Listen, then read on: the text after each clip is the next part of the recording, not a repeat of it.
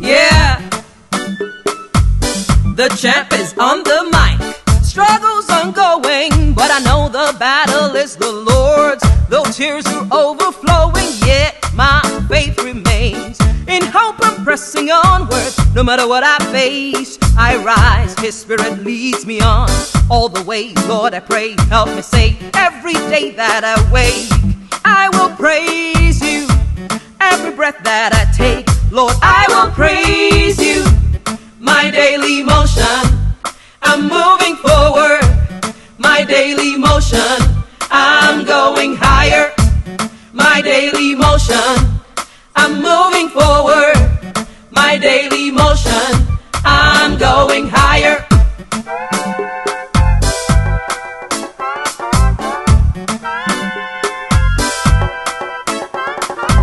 Struggles are going, but I know the battle is the Lord's. Though tears are overflowing, yet my faith remains. In hope I'm pressing onward. No matter what I face, I rise. His spirit leads me on all the way. Lord, I pray, help me say every day I'm alive. I will praise you every way while I can. I will praise you. My daily motion, I'm moving forward. My daily motion, I'm going higher. My daily motion, I'm moving forward. My daily motion, I'm going higher. Are you ready? Yeah. Are you with me? Yeah. Are you ready? Are you with me? Are you ready? Yeah. Are you ready? Yeah. Are you ready? Yeah. Let's go. I owe my life to you. I rest upon your word. That's right. Your joy alone, my strength. I'm right on track. In you I have my peace, the rock that never fails. I pour my love on you. I know you're in control. I'm singing and dancing and praising, moving, 'cause my Lord is good. Rejoicing, progressing. I'm shouting, God is good. Hey, I'm standing under the rock. Hey, I know my God's in control. I hail, I hail, I hail, I hail, I hail, I hail, I hail, I hail, I hail, I hail, I hail. I talk to the Lord, I walk with the Lord. I stand by the word of the Lamb of God. I talk to the Lord, I walk with the Lord. I stand by the word of the Lamb of God. This is my daily motion. It's guidance keeps me higher. This is my daily motion. It's guidance keeps me forward. This is my daily motion. It's guidance keeps me higher. My daily motion. I'm moving forward. My daily motion. I'm going higher. My daily motion. I'm moving forward. My daily motion. I'm going higher. My daily motion. I'm moving forward. My daily motion. I am going higher. My daily motion. I'm moving forward. My daily motion. I'm going higher. Come on, hit it. Yeah. The champ is on the mic. Struggles ongoing, but I know the battle is the Lord's. Though tears are overflowing, yet my faith remains. In hope I'm pressing onward. No matter what I face, I rise. His spirit leads me on all the way. Lord, I pray, help me say every day that I wake, I will praise you. Every breath that I take, Lord, I will praise you. My daily motion, I'm moving forward. My daily motion, I'm going higher. My daily motion, I'm moving forward. My daily motion, I'm going higher.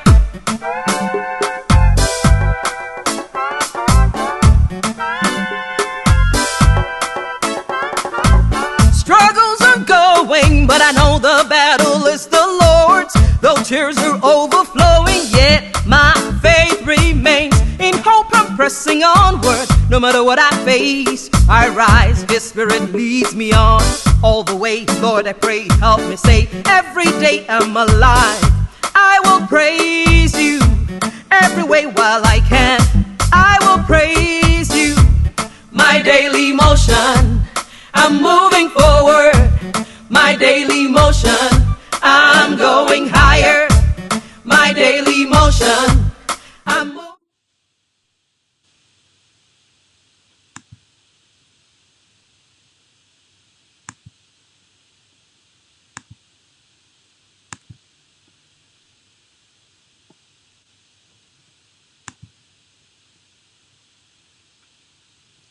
Hello. Hello, Daily Motion family. Good evening. Can you hear me? Can you hear me? Am I talking today? Good evening, everyone. Good evening, everyone. It's so nice to see you. How's everybody doing this evening? Hope you guys are doing well. I see people coming on. This is great. Hello, hello, hello. Good evening. Happy April 11th, I think is today's date. Happy Hopeful Saturday is what I have called it today. Because Good Friday was yesterday. And Easter is tomorrow. I cannot wait. Oh my God. Easter is my favorite holiday, by the way. And I am looking forward to it. And it doesn't really matter where we're celebrating it from. I am going to have a mighty good time, whether we're celebrating it from home, whether we're celebrating it online, whether we're celebrating it in our little groups, wherever that those could be, as long as we're in compliance. I am super excited to be here this evening. It's nice that you were able to join me. Thank you so much. Again, I am Olayemi Champion Odushola, and this is Daily Motion, Haven of Love. And it's a privilege to be here with you tonight and with all the special people that are going to be talking alongside me today. You are in for a very wonderful conversation. Like we keep it real and we ask questions and we don't hold back, you know. How's the volume? Can you tell me, is the volume good, you guys? I am shouting. This is great. This is great. Sis. I am shouting. So I should lower my voice a little bit, is what you're saying, huh? All right. Is that I'm going to try to do that. It's the excitement that's bustling in and out of me right now. I am so happy to be here, and I'm happy that you're here. And it's really nice to be online and have people watching. So this is great. Thank you so much. This is Daily Motion, Haven of Love. It is a place where we have real conversations with real people and where we don't hold back, no facade, and we don't judge, no judgment. No judgment. It is talking about the conversations that affect us as people of faith on a day-to-day basis, and it is just trying to shed some light on there to make sure that everybody, gets a chance to put a word in. Occasionally, we assume that we know the answer or that the people that are with us know the answers. One of my favorite things that people say in church is, we all know that, according to the book of, I'm like, I don't know that verse. Who is we that all know that? I don't know that verse, but sometimes we know the end, sometimes we know the first few words, but it's nice to assume that we don't all know sometimes, and that as simple as these conversations may seem, they are the conversations that, matter. They are the conversations that need to be had. I'm going to give you a few housekeeping rules so that we can have fun here. I'm very apprehensive to tell people to share stuff, right? Because you don't know what I'm going to say. You have no idea what I'm about to say, and I'm going to tell you, oh, why don't you go ahead and share this? So if you're not one of the people that I have threatened that they must share this, then please, you hold no obligation until the end of this broadcast. If you feel that it is something that you want to be associated with your page and you want people to know, or you think would bless somebody that you know, then please go ahead and share it. Like and comment and share. One thing is, if you look on the broadcast, like if you look on this screen that you're watching, in the description, you should have something that tells you that you need to grant eCam access. And if you grant eCam access, then I can see your comments. And you know the way I am throwing things on here, like where my auntie Onyi said I'm shouting, and everybody can see it in the broadcast, and I'll be able to do that. So all you have to do is grant it access, and it'll tell you to return to the broadcast, and then I will be permitted to post your comments if you have a question. The way tonight is going to run by us first watching the pre-recorded Haven of Love Forum that I have been privileged to record with a few of my favorite people on earth, right? And after that video, we're going to come back here and we're going to have our own conversations. So you're going to comment, you're going to like, you're going to disagree, you're going to agree, respectfully at, whatever it is that you hear. I'm not sure how many people were able to go back and look at episode 1, but I want to catch us up to speed a little bit in case you're joining us for the first time and you're like, what is this live that I just happened to bounce into? This is Daily Motion, Haven of Love, and it is talking about sensitive issues that affect us as people of faith, talking about them in a place of safety. That's the reason for the Haven. And then, not holding back, not lying about them, not covering them up. And again, not judging, just not judging because we know that we all can fall to this. I am your host. I am Dr. Olayemi Champion Odushola. So without further ado, I am going to go ahead and I am going to start the video. So as the video is going on, please feel free to go through your comments, write how you feel, and I'll go through them and we'll be back. When I come back, I have a special guest, somebody that is very dear to my heart, that's going to be sharing with us. We're going to be asking her questions. And what I just want to say right now about her is that she supports people. She is a backbone to a lot of us. It's not just me. And it is just so good to find somebody who is so selfless that would do these things for other people and make things happen for other people. I shared Daily Motion with her in a parking lot. And I said, God laid this thing on my heart to do, and I'm going to do it. And I just wanted to share it with you, if there's anything we can do with it. It was in a parking lot. Her simple words were, okay, right? And I was like, okay. And I have to tell you, she has been such an instrument to help, open some doors where we have been able to go and share Daily Motion, the film, share the Haven of Love Forum. And she's just been super awesome with this. So it was not difficult for me at all to figure out who my first guest was going to be on here. Thank you so much. You'll get to meet her.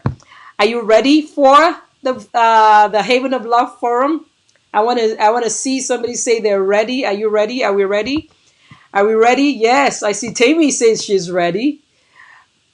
Yeah. Everybody's saying, hi, I'm here. Yes, we're ready to go. This is Wale Babalala. What up, Ronki? How are you? You're welcome, guys. Please don't hold back on your comments. Let's go ahead right now, and we are going to start, and we are going to watch the very first pre-recorded episode of the Daily Motion Haven of Love. Please have fun, adjust your headsets, and let's know what you think after this is all said and done.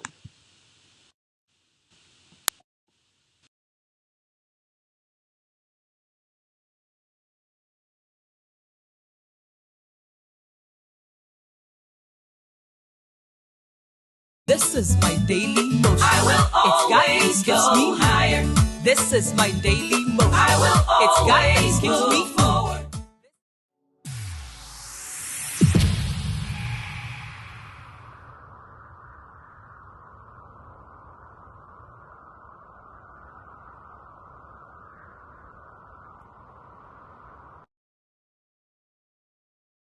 Order our steps in your word, dear Lord. Lead us, guide us every day. Send your anointing, Father, we pray. Lord, order our steps in your word. Bridle our tongues, let our words edify. Let the words of our mouth be acceptable in thy sight. Take charge of our thoughts, both day and night. Order our steps in your word, please. Order our steps in your word. Father, we are taking this step today, a step to bring healing to your people through the words that we speak into their lives. We do not want to do anything of our own. We do not want any thoughts that are ours. We ask, O God, for an outpouring of your anointing today, O God. Even as we speak upon these issues, Lord, you know the hearts that are waiting to be touched by this. And we're just asking that whatever you will have them hear, whatever you will have them do, O God, please say through us. That is all that we ask today. Father, Lord God, we commit all of this into your hands. Thoughts, actions, camera, all technical things. Thanks for all of our friends that are here to help us to do your will. We just give you all the glory and all the honor. In Jesus' name we have prayed. All right, you're welcome to the set of this Daily Motion Roundtable Talk today. Today I am so excited because I have most of my favorite people in the world here. I'm missing a few, but most of them are here. And so we're just going to go around and we're going to start from there. And I just want you to do a brief introduction of yourself and what you do and how much you're excited to be here. Okay. My name is Olateju Adesida. I'm the artistic director of Feinti African Theater Ensemble, and I am very excited to be here today and talk about Daily Motions. Very nice. All right, go ahead. I'm Mofiyin Fagbemi-Oyelude. I'm a medical doctor, and I'm super excited to be here. I look forward to how everything unfolds. Very good. I'm me. I'm Dr. Olateju Champion-Odushola, and I am the writer, creator, and producer of Daily Motion drama series. I work as a doctor on the side. I'm also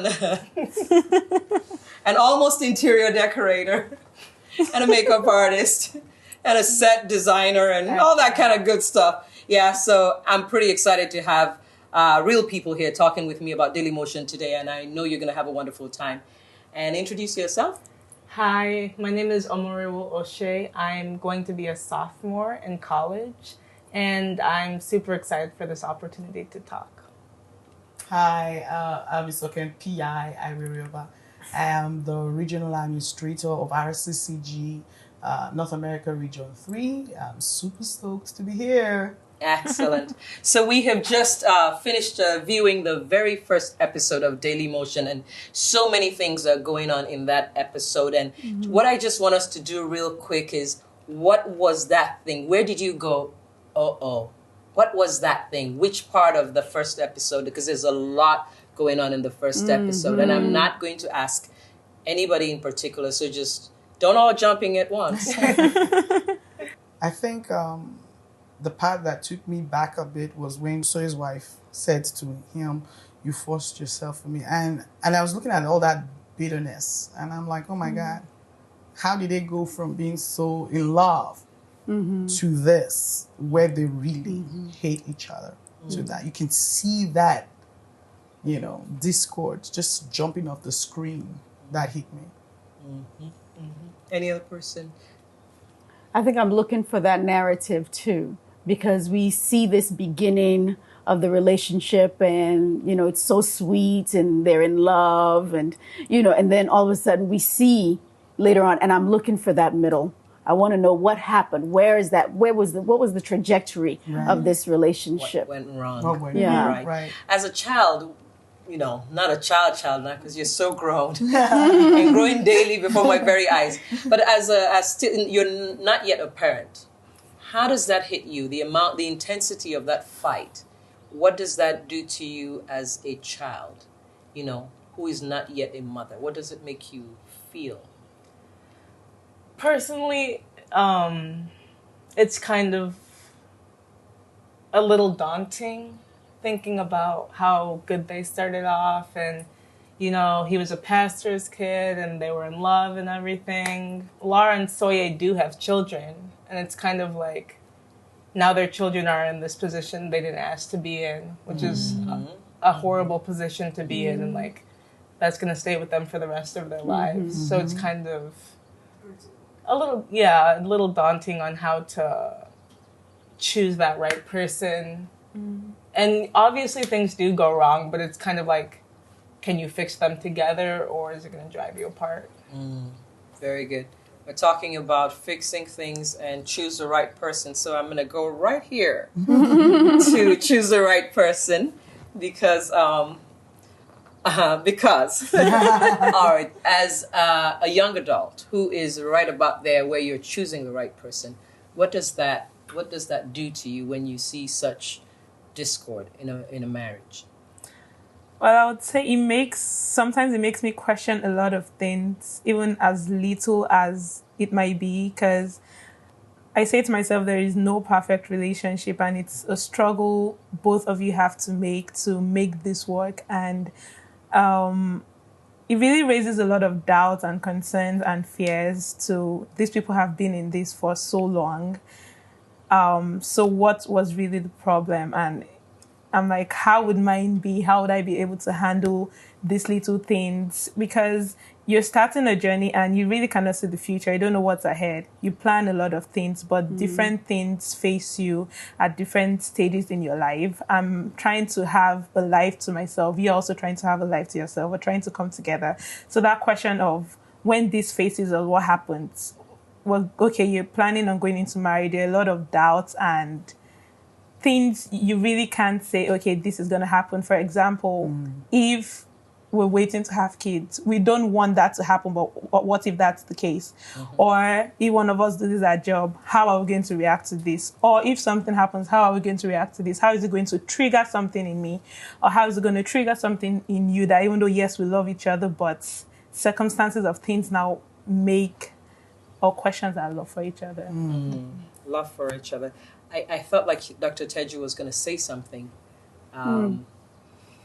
Yes, I was just thinking that, when you're making that decision of who to marry, you're making it based on that moment, That's right? correct. And oftentimes we're not thinking about all the potential of what could happen. Because once you do get married, the dynamics become so different, and you can't anticipate what those dynamics will be. But I think there's a way that you do have to consider this moment is this moment, but there are going to be other moments in our lives. And when we marry, things are going to change. And you need to think about what kind of person will this be when, if one of us loses a job, if having a child becomes challenging, So I think there's a way that we do have to think about those things, but who wants to think about that when you're courting, right? Actually, it doesn't come up at all. Those kind of things don't come up. So the first question I have is, the opening of the scene, it shows us Lara moving out of her marital home. Okay. Now, we are people of faith, and this is a faith-based series. So my very first question is this even acceptable? How dare she? Is she allowed to do this? Like, who knows she's doing this? So that's my question, as people of faith, is it acceptable for us to move out?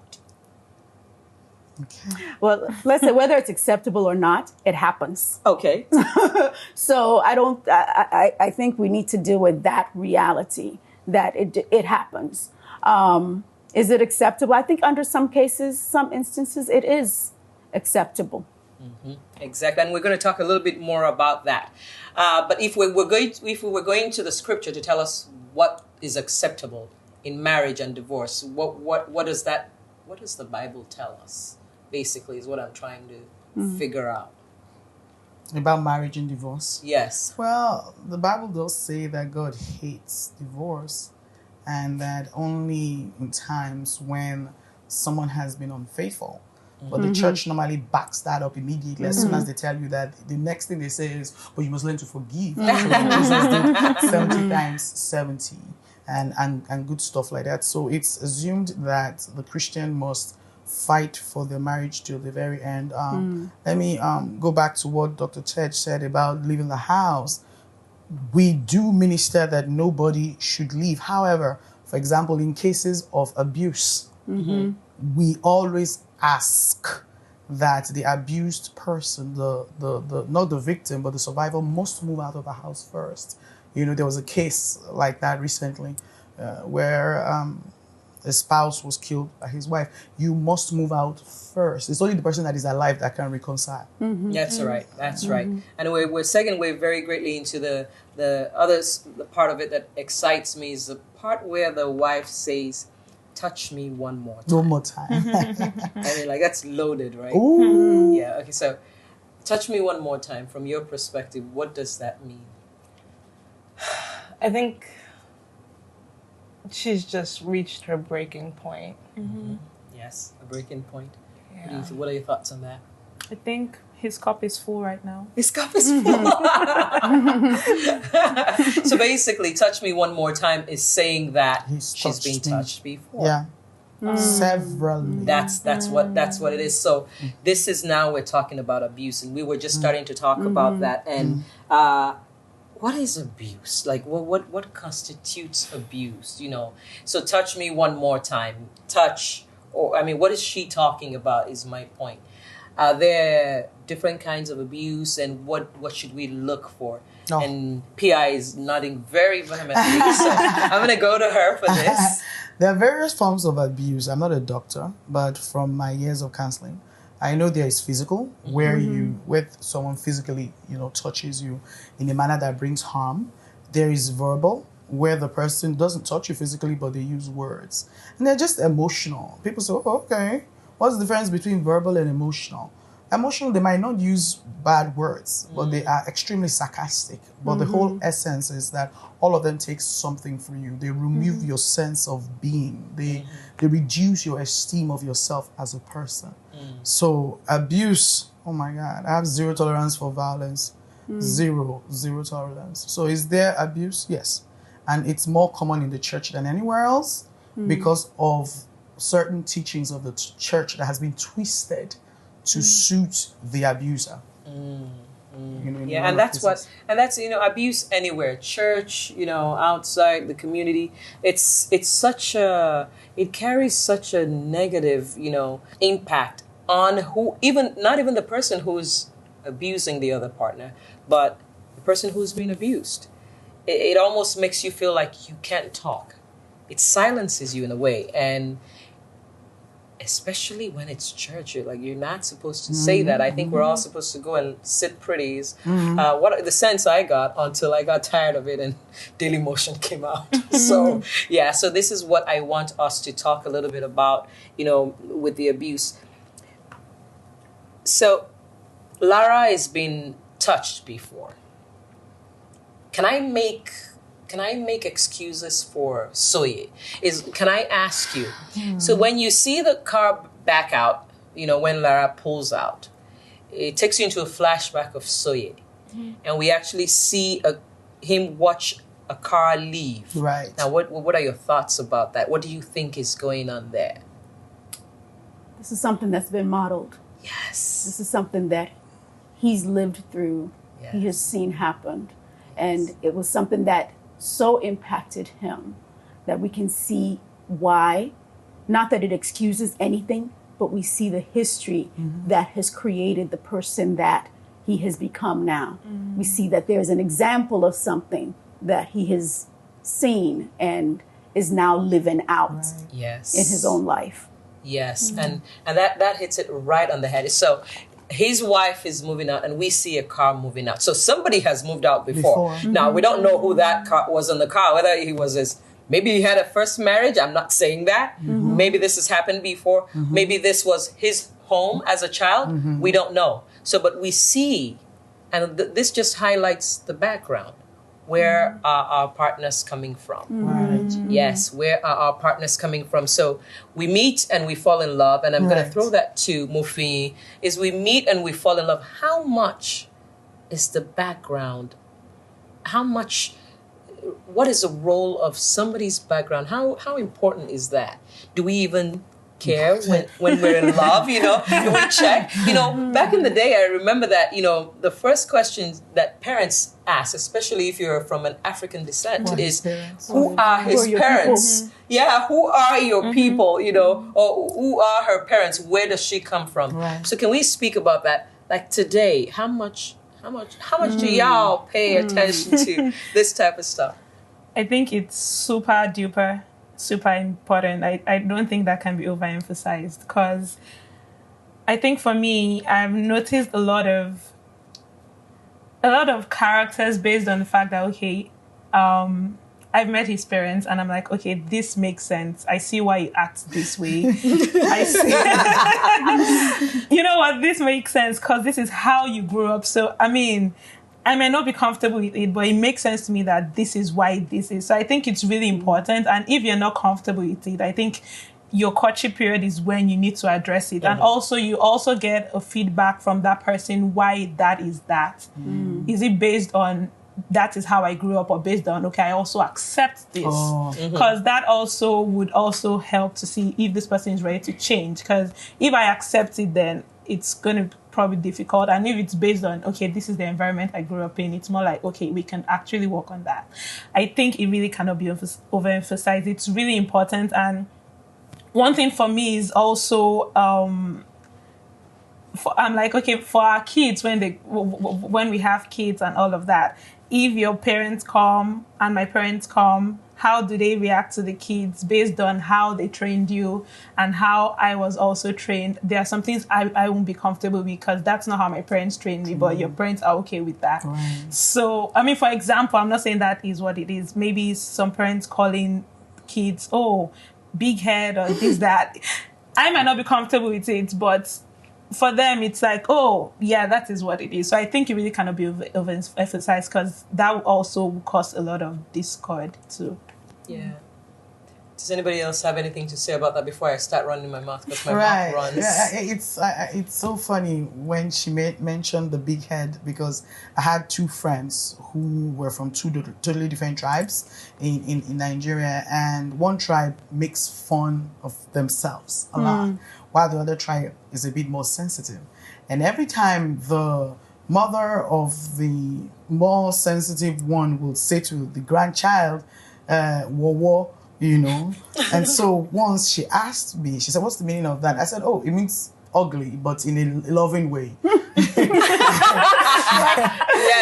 Yes. And she said no, and she got so hurt and she would cry. And I said, "Look, this is a cultural difference." I said, "Hold on, let me show you something." So I called her. I said, "Mommy, who does this child look like?" She said, "Me now." And the child was actually very pretty and the grandmother was very pretty, but that was her way of showing endearment. And it's really, so I had to tell the mom, because childhood friends, that you need to stop, So those cultural differences, you can't, I think a lot of people don't think about these things when they're in love. They don't really think about your people shall be my people, your God shall be my God. That means when you go out for functions with your new family to be, how they are, they're going to be your family soon. So if everybody there is speaking the kind of English that you have to wear breastplates, get used to it. That's how they are. But a lot of people just gloss over it and think, it's just me and my guy, we're in love. Yes, and I think that's very true. In talking to young people who are getting married, they ask me about a lot of things, but they never ask me too many questions about backgrounds and culture. They don't. They're concerned about the parents. Everybody's talking about the parents. Well, his mom is actually nice, like it's not expected, or his father is really cool. He doesn't really, have any trouble. But it's the upbringing. The upbringing. They nobody ever talks about that. So I come into a marriage, and my father tucked us in bed at night. Okay. That's what's expected. So when I get married, I'm thinking, oh, that's what the guys do. They talk to children in bed. So I'm going to be married to this guy who probably was born to two parents, but was raised by a single mother. His mother tucked him in every night. So he's thinking, oh, that's what moms do. So now we're in this marriage together, totally different expectations. Nobody's right, nobody's wrong. But that's where we lug heads. That's where we battle, and we're saying, you never do this, you never do that. My mom used to always do this. My dad used to always do this. And I'm not saying that because I'm not saying that's something that's a deal breaker for young people. But you need to know what those things are and where they came from. That way, you don't lug heads. You can kind of see this is where this is coming from, and you can talk about it and say, I know you feel this way. I think maybe it's because of this. Correct me if I'm wrong. This is how it happened in my house. So we need to find our own new truth. You understand? So I think that's something that a lot of younger people are not doing. So we're just throwing the word out there. It's important to find out what's going on, or what went on, or what brought them to the place where they are now, where you met them, and all of those things play very, very critical roles in the relationship. We're going to keep moving. Not that we don't have a lot more to say about that, but Soye says on that phone call where he's sitting on the floor like his life is about to be over, right? Right. Omolara, I already told you I am sorry. Sorry doesn't cut Dr. Teju, how many sorries is too many sorry? it. How many sorry is too many sorry? You're sorry, but sorry doesn't cut it.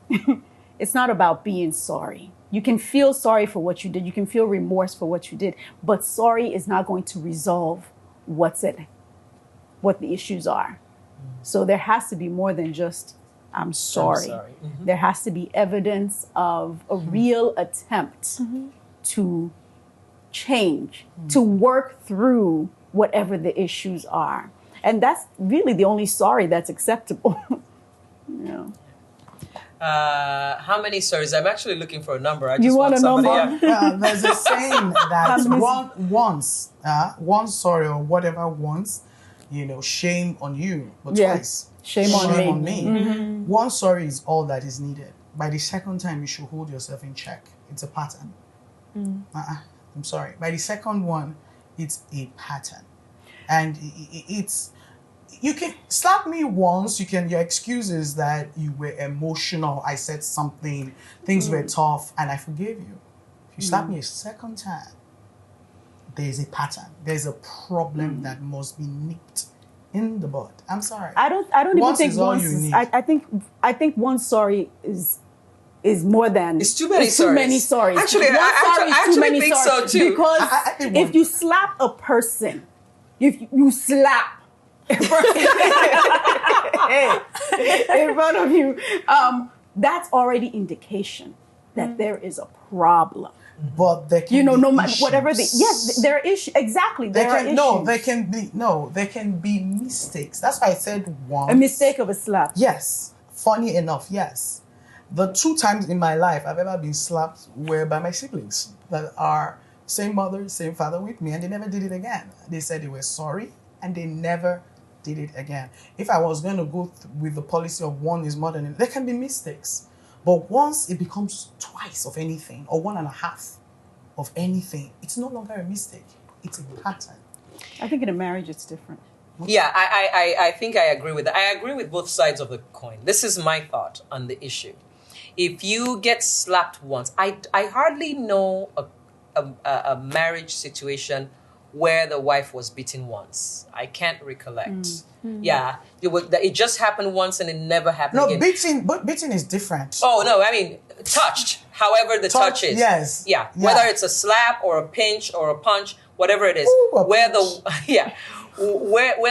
wife or the husband was touched once. Regardless of who is doing the biting. They never say, oh, he's bitten me once or she's bitten me once, and that has never happened. Most of it, I'm not saying it does not exist. So that's to Dr. Teju's point to say that once it has happened one time, you probably have to really be on the highest guard you possibly could be on, because we've never seen it not repeat itself. Now, again, with what PI is saying, say you're my mom, and I come home and I say, oh, yesterday honey pushed me and I kind of staggered over and now I'm back home. I can't do this again. Everybody looks at you like, come on. Really, that once is enough, but it doesn't hold water when you go talk to people about it. Now, are we responsible for endangering people's lives is my point with that. Because most people, they will tell you if something happened to them once and they tell you and you encourage them that it's going to be fine, that's just an accident, they may tell you the second time, but after that they may not say anything anymore. Do you agree with that? Yep. What are your thoughts about that? You're younger. So in my psychology class, we learned that, this is a different example, but if someone comes to you and they say, I'm hearing voices, people usually go, oh my God, like, you need to get help. You need to go to the hospital. You need to get checked in. Like, something's wrong with you. And most times, even if the voices were just saying, oh, she's going to the bathroom. She's going to pick up a banana and eat it. She's going to study. Harmless things like that, that can change their perception of themselves, change that voice, and make it become distorted and negative and have a negative impact on their life. So I think it's really important to be cautious of how you respond to people when they tell you things for the first time. And I don't think you should brush it off. And I don't think you should say, oh, he pushed you, call 911. I think you should definitely encourage them to talk to you again and check up on them again later. Because if you say, oh, like, these things happen, like in a new marriage, you're getting used to each other, just see how it goes for a little bit. Like, I wouldn't go back to that person. I wouldn't talk to them again. Or you would, because that's what you want to hear. And we can talk about that a little bit. True. So you, as Rewo, would probably not go back to that person, but say, I am just saying, well, let me say this out loud. I really don't want to leave my husband because I don't want people to say, oh, her marriage has failed. So I really want to go to someone who would tell me not to leave. So I would, if I go to her and she says, that is not acceptable, I'm like, I'm not going to her next time. So it depends on who the person is. Right. And so we're looking for different things. And this is where we want to empower the person in this situation. So you could be on either side of it. You could be the one that wants to hear stay. And you could be the one that wants to hear leave. Now, the first thing is, first be true to yourself. If you are truly respectful of yourself as a person, or you love yourself as a person, what would you want you to feel? How would you want to be treated? So never put yourself second. You are what matters most. When this person does this to me, does it make me feel good? And once it starts to challenge how you feel about yourself, then there's a problem. Again, maybe you're fine with it. Maybe for some weird reason you just like it. Say you had children. How does that make them feel? So don't go to people for advice, knowing what you want and going to the people you think will tell you what you want to hear. Put yourself first, love yourself, need yourself to be treated well. And then if you're not the only person in that relationship, how is this affecting other people around me? So it's very important. All right. And that's going to take us quickly into, we already started talking about it. I like how this is just falling into place. Counseling. Who are we going to for counseling? Who are we going to? There's different kinds of counseling. Okay, so, family counseling and, spiritual counseling. And, so since we're talking about faith and the church and whatever your faith is, is it okay for me to go to my pastor just because that's my pastor and these issues are coming up in my marriage? And we are going to delve a little bit more into that when we come back from this break. Is counseling only to be spiritual, especially in a relationship? And we will be right back. Join us next time on Daily Motion Haven of Love. Real talk, no facade, no judgment. On the mic, struggles ongoing, but I know the battle is the Lord's. Though tears are overflowing, yet my faith remains. In hope I'm pressing onward, no matter what I face. I rise, His Spirit leads me on. All the way, Lord, I pray, help me say, every day that I wake, I will praise You. Every breath that I take, Lord, I will praise You. My daily motion, I'm moving forward. My daily motion, I'm going higher. My daily motion, I'm moving forward. My daily motion, I'm going higher.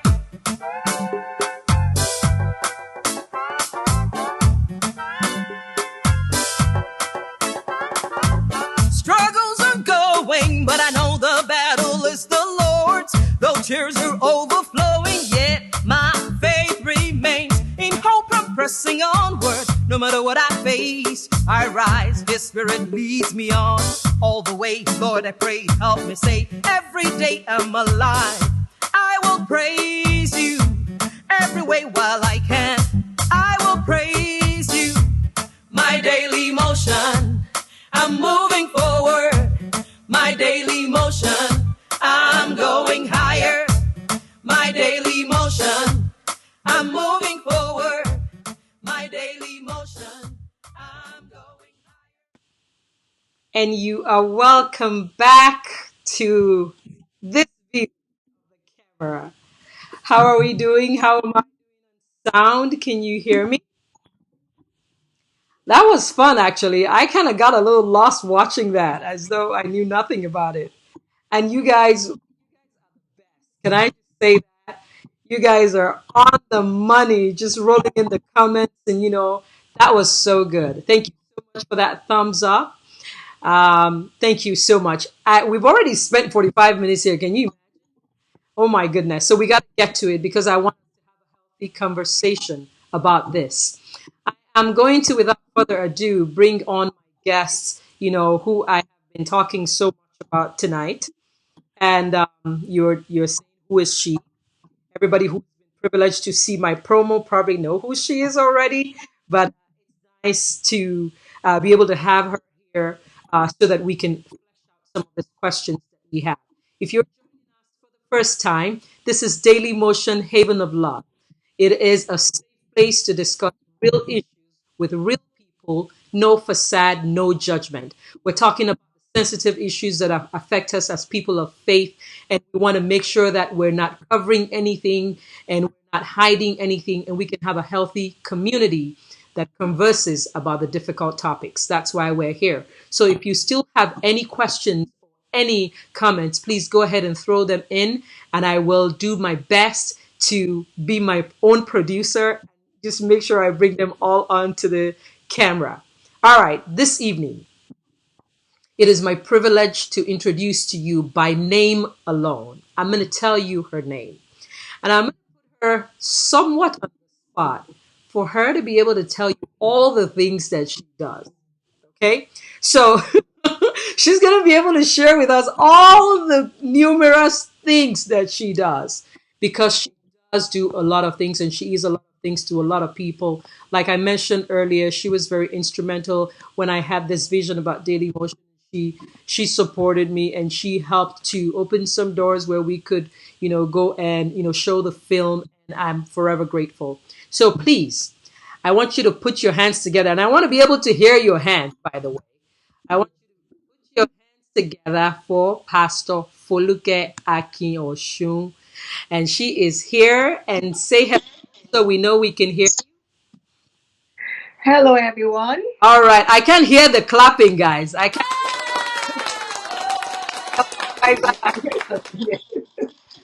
Good evening, everyone. And I trust we are all enjoying the shelter in place. We're all staying home as we enjoy a staycation, I call it. And thank you so much, Dr. Yemi, for having me here tonight. So go ahead and just tell us a little bit about yourself. We know you do have a family. We know some basic things. Some of us do, at least. There are some people, Okay. the cast, that don't. But just share with us, who are you? What means Who am I? most to you? What are your passions? What gives you fuel for life? And what are the things you can't stand? Okay. My name is Foluke, as most of you know. I'm the first of 4 children. And there's no way we can talk about Haven of Love and I won't mention my parents. And when we watched that movie, it spoke about the background. My late father, James Adesida PhD, whom I'm very, very fond of, and I still really miss him. And my mother, they were the ones that I can say first showed me what it meant to love. So of course they play a very big role in my background. I'm married to my best friend, the husband of my youth. I met him when I was about 16. And next week, by the grace of God, but I've been 30 years of us being married. We have 3 lovely children by birth and 1 by marriage. I'm an occupational therapist by profession. My first primary assignment is to make sure I take care of my husband because he takes care of me too and my children. And of course, we are in ministry. It's also a privilege to be involved in ministry. And those who know me know that it's something I'm very passionate about, just serving God and being a blessing to people. And what keeps me going? Just being able to make an impact in people's life, being able to help others to attain their goals in life. That whatever I can do to help people, I'm ready to do it. Is that enough, Yemi? Yes, that is wonderful. That is so beautiful. Thank you so much for sharing that with us. And I'm always, we don't know. So in Daily Motion and in Haven of Love, we have this concept that is called team champions. And a team champion is a person who has been through something, certain situations, no matter what it is, and somehow you have come through in life and you have been either able to work them out or you are in the process of working them out. And so when we have guests on here, we have real people on here. And this is what, I love. So we don't know who our next guest is going to be.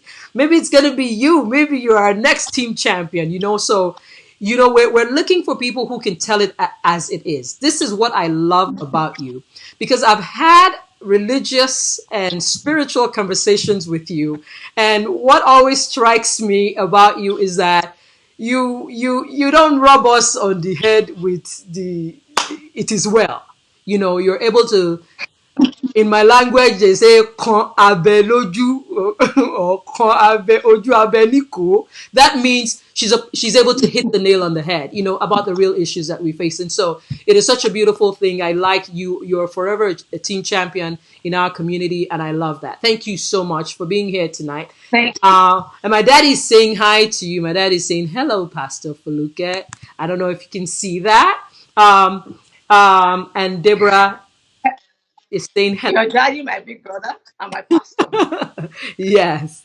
All right. So let's go right ahead because I don't want us to let the sizzle in this conversation. I don't want it to go down. The first question that I have is, we see in that episode that this followed, Lara moving out of her house.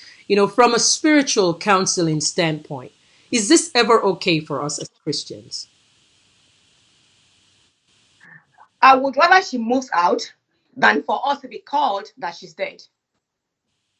Amen. So for her to have moved out, she had been bottling a lot of things. So at least she moved out home. There's still the chance for her to move back home, as against her not being able to move out, or she's in the hospital, and we have to call on Dr. Olateju to come and do her side job to come and take care of her. So I think it was okay she moved out. And looking at her face, she was already frustrated. There's no normal woman that will hold a knife in her purse, ready to attack.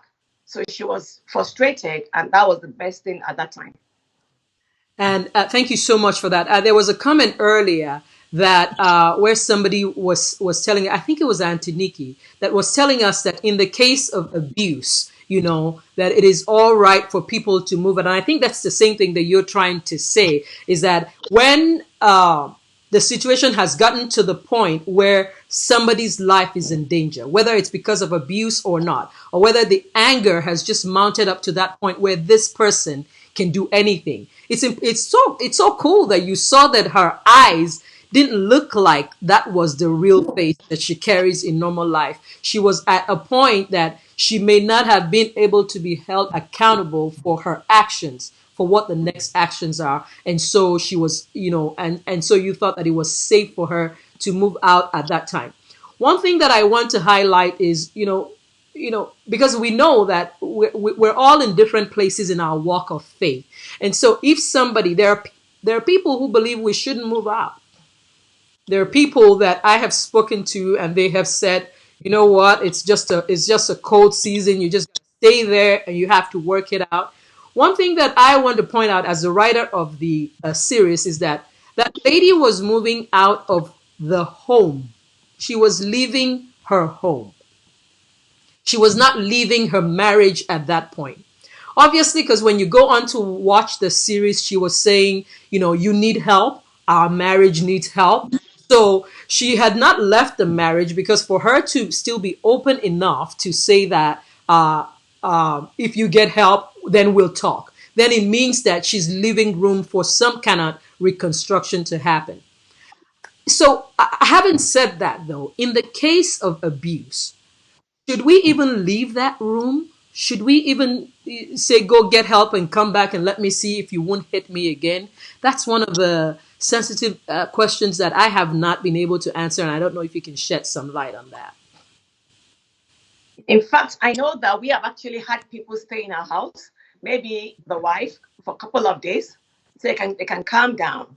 When there is abuse and the person leaves, if that person goes back without us resolving the issue, then we're still in that problem is still there. And most of the time, you cannot resolve the issue once. It has to be like a mentoring program, a counseling program, and over time. I also noticed that we spoke about background. So for somebody who, it was normal for them to exchange words, to hit each other, for that kind of person, it's normal for it to happen. And for the other party, it's strange. So how do you make somebody who has, all his life, it's okay for you to hit somebody. Now you're married. The first 26 or 30 years of your life, it had been okay to hit the other party. So for us to change that person or make any impact, it can be once. So definitely it will be a journey if the other party is also ready to go that journey with them. Excellent. And I really like that. That's wonderful. That's beautiful. So one other question that I have is, people are always saying, okay, so she's now moved out. So what next? What next? Somebody asked a question on this forum. I think it was Tenny, and she was saying that, all right, we were saying on the forum when the ladies were talking, how many sorries make too many sorries, right? And we said 1, 2, 1.5, 1.5, and thank you so much for all those comments. And I saw some people, Nii was saying, your brother hitting you is a little bit different from when, your spouse hits you and stuff like that, whether it's the guy doing the hitting or the lady doing the hitting. So when we're saying it's not okay, 2 sorries is 1 too many sorries, what is the next step? What should people do? Do they just up and go? Because we know that in some situations, you don't even have the capacity to up and go. Maybe you don't work. Maybe your credit is poor. Maybe you don't have the means to up and go. What is the next step? Like, what should we do? We're having trouble in this marriage. What is the next step? Before we even up and go, what are the things you think people should do before it gets to that point? Many times we leave things too late. These problems don't start overnight, but there's a mask that many people wear. And with the makeup, we don't see what's happening to people. And people are down inside, they can't express themselves. It would be very helpful if we can learn to talk, if we can learn to speak up. I'm glad Pastor Bayo is on the line with us. He says something that you just speak. If they like, they can talk about you. That is their own problem. So it's good to cry out before it even gets to that stage. Unfortunately, I have zero tolerance for those who hit each other. And most times we think it's the men who hit. We've been in church once when a couple came, and it was the wife who was hitting the husband. And she said it that he acted stupid. Yes, I beat him up. So many times it could be either way. So when is the story too late? I pray you don't get hit. But from day one that somebody hits you, I think you should cry out. And that should be the last time. But in that same session, I noticed you saying that it's hardly once. But that's why it's good to cry out and seek help. Counseling. I mean, one thing people don't like, my husband will tell you that if your husband hits you, call the cops, he will come and bail you out. That he himself will come and bail you out. That if you can hit a woman, then let the law also show you the right thing to do. That he can come in to bail you out because you should never have touched that woman. So I think you should cry out immediately. Excellent. Thank you so much for that. Thank you. And I see some of these comments on here, and I know that I've featured some of them. And Ronki was saying, no, leave, otherwise you will die. You know, an abuser is not going to change. Mindy said, once an abuser, always an abuser. They will just find the next victim. And Inka is saying, it's better to leave because it's only someone who is alive that can reconcile, which is, whoa, preach that, because we gotta live. That's what this is about. And this next comment is actually very sound, and I want us, all of us, to be able to see it. Ifemi is saying abuse is never about the victim; it's about the perpetrator, and then the person who is committing the acts must know that there is a problem and must be willing to seek help. And then if that happens, then they could be given a second chance. So this is my next question. That leads me to this next question. It just says, okay, so what if I am willing to go, but the person who is now the perpetrator is not going to counseling with me? What should I do in that instance?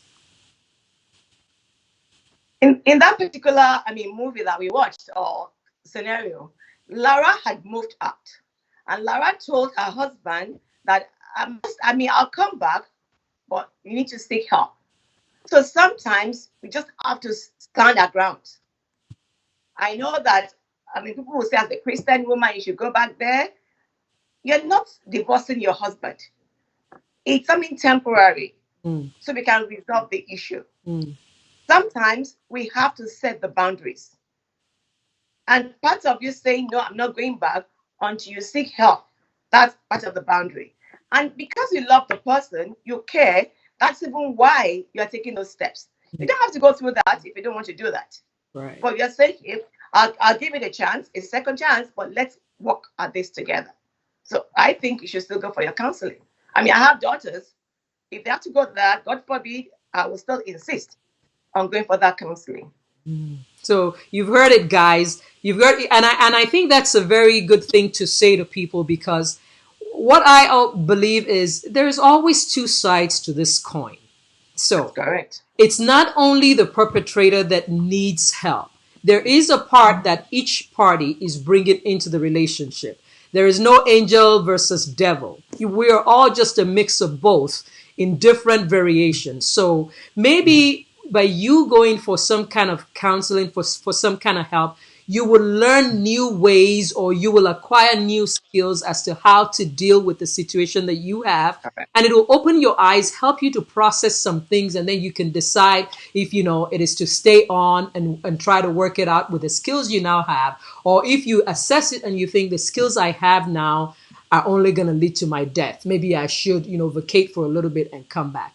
Uncle Olu makes a good point about the pressure on parties to quickly resolve issues when there's a lot going on in their marriage. And he says there's often pressure on the parties involved to quickly resolve issues, which are often long-standing and may even require professional counseling.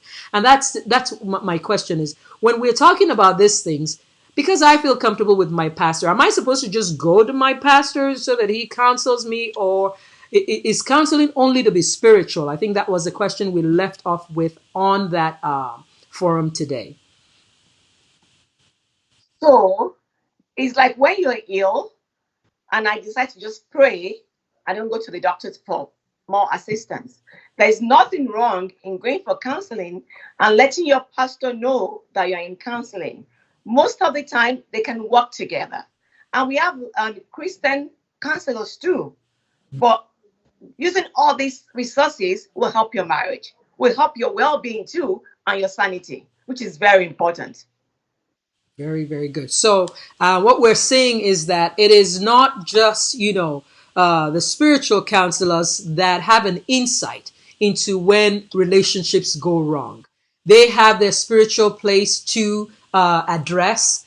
Prayer is always needed. Prayer is always good. But then there are clinical solutions that you need. So, because sometimes I talk to people and they tell me, we were raised and they told us don't air your dirty laundry outside. So why am I going to go tell somebody something about my marriage? Or some people have told me in the past, the counselor doesn't know what I'm going through. I'm the one that knows what I'm going through. So how are they going to give me an answer to that? And what I always say is when you go to a doctor and you tell them my stomach hurts, do you think the doctor's stomach hurts? And they're like, no. I'm like, well, but somehow he has earned the credit to be able to tell you what to do about your stomach. So that's the same way we should see the therapist, the psychologist, and to understand that they have gone through training where they can tell us, what to do about certain things that we are not able to process.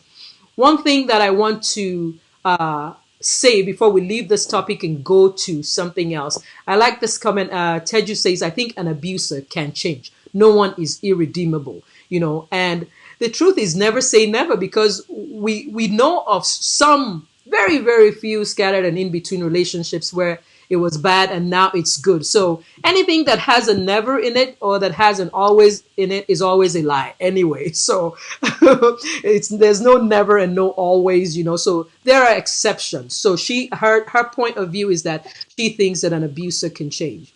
Something that I just wanted to say very quickly, because nowadays, we are very quick to figure out that some relationship is not working, and we're very quick to say, oh, I'm going. I don't have time for this. I gotta go. Back in the day, our moms and our parents would say things like, oh, it's because of the children. I'm saying because of the children. But now it's like, the children are going to be just fine. So sometimes we leave a relationship because of things that can be fixed.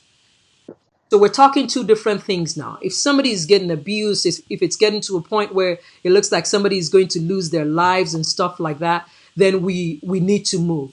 But there are some times that the differences are reconcilable and we live a little bit too quickly. One thing I just want to say about that is divorce does not always end the pain. Divorce does not always end the pain. There are going to be those days that, somebody is going to be sick and you're just going to need somebody who can even hand you the Tylenol. There are going to be those graduation pictures that you're going to look at other family, you think they are perfect. They may not be, but those pictures become really awkward.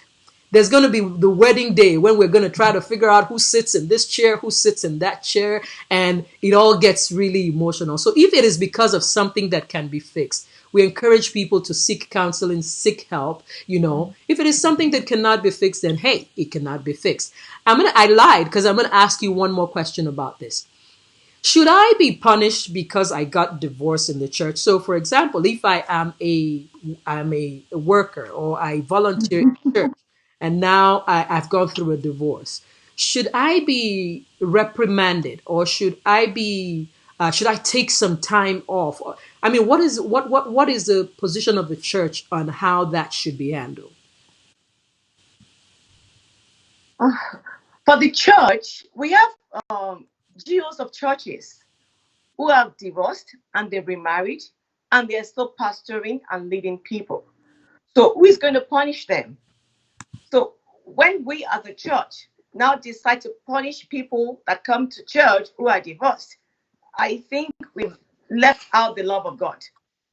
Because church itself should help those who are wounded, those who are sick, those who are suffering. So as a church, why should we punish that person who has come to us when that person should find us as a shoulder to cry on? So if a church now has a doctrine and they say that because you're divorced, there are some things you cannot do, that's different.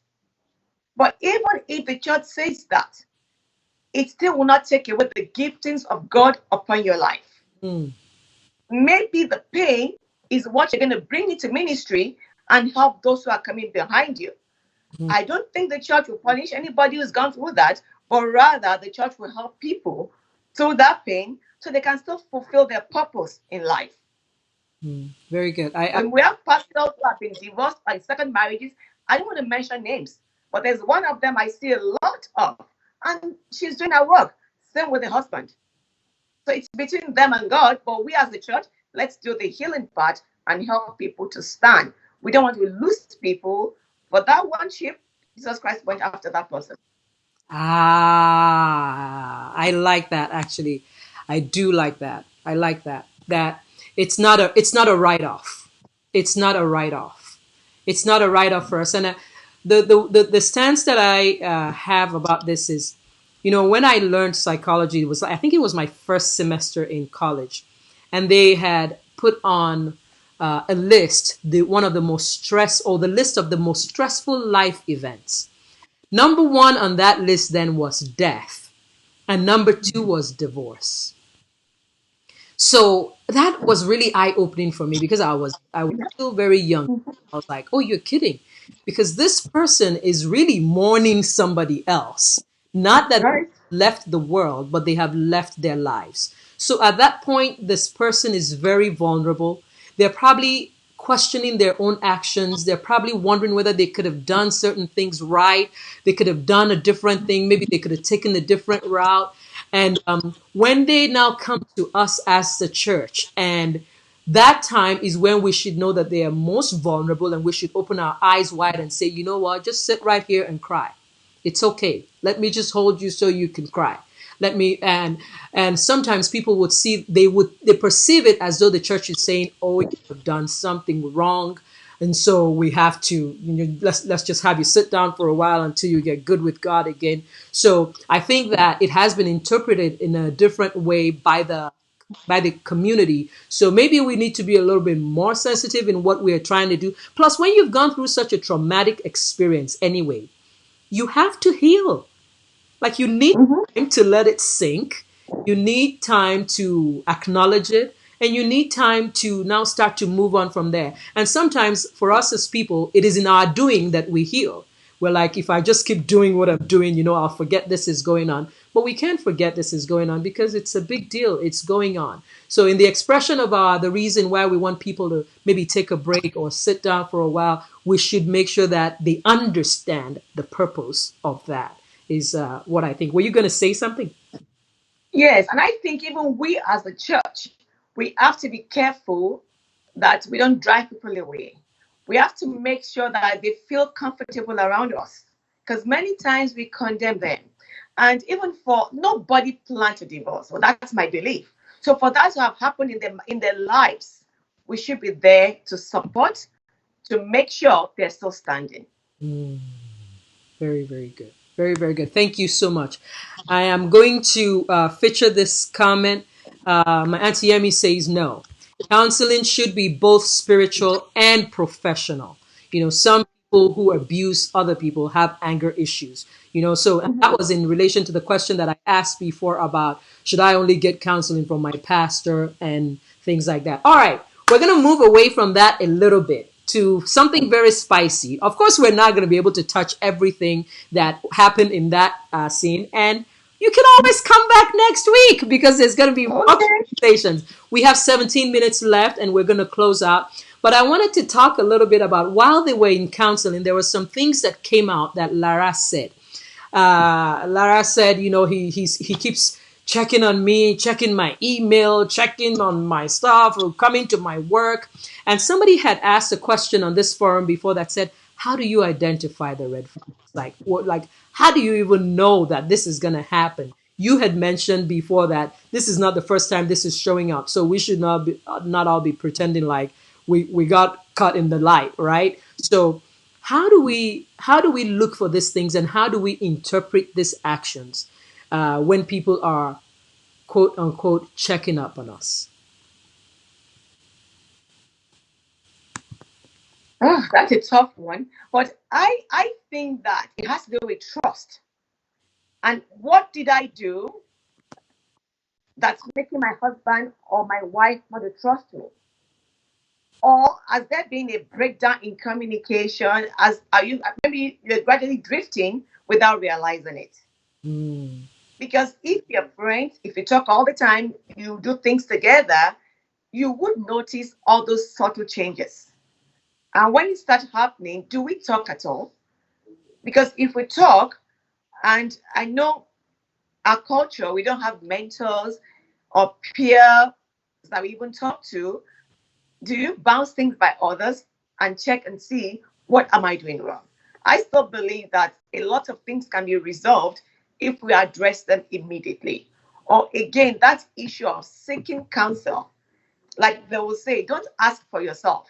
Ask about a friend of yours who is going through a challenge. By the time you ask about your friend who is going through a challenge, and you talk to one or two people, they will give you ideas of what to do. But one of the greatest issues we have is we don't speak up. We just bottle things and we pretend that all is well when all is not well. Thank you. I don't know if I was able to answer that. Yes, you were able to answer that. Keep our eyes open. Talk to people. Share stories. Don't be an island. You're going to say. And then one thing I would like to add. I don't know why. Many people don't share their telephones in marriage. But I don't understand why. So, I mean, I don't understand why. I mean, if you send me a message, I can give it to my husband to reply for me. And he can leave his phone with me and do the same thing. But a lot of us, and that's the part of trust. If you can give your telephone and leave it with your spouse, I still think it's part of trust. But it's a big issue in marriages. I'm sure you agree with that. Yes, I totally agree with that. Some of our phones, they are confiscated, they are locked. The numbers that they change every day. Sometimes they will tell us that there's client information in the phone. So it's encrypted. they have to be compliant with HIPAA. So they cannot leave the phone. And it goes both ways. Some guys actually, their phones are a little bit more innocent than us women. Because in the women's phone, the reason we can't leave it, maybe it's not that we have done anything, but we have abused the man for somebody. So okay. In your head, you are like, this phone, I have to confiscate it. So no, it is an issue of trust. There are some very good clowns on this forum. Somebody said if your husband is abusing you, if he doesn't have papers, call ICE on them. Some people are begging that they should please. Both of you go because you married somebody without ICE for papers. I know. So I just wanted to say we are also having fun in this forum. So that should be. So anyway, one life. I think it is important that trust. Soye said something in that clip. He said, "I don't trust my wife." At any time that I go to a live Haven of Love forum, I'm always asking people, and I say, "Do you think that was the first time that Soye ever said that? Do you think that was the first time he said it out loud? I don't trust my wife." In the writing of it, it is the first time. It just came out. It didn't come out, neutral. It came out because somehow in the prodding, in the not saying anything of that counselor, because you see that counselor is going to collect his money and he wasn't even saying much, So in the little questions, so how does that make you feel? Why do you say that, Lara? That's how that came out, that this guy does not trust his wife. For people who have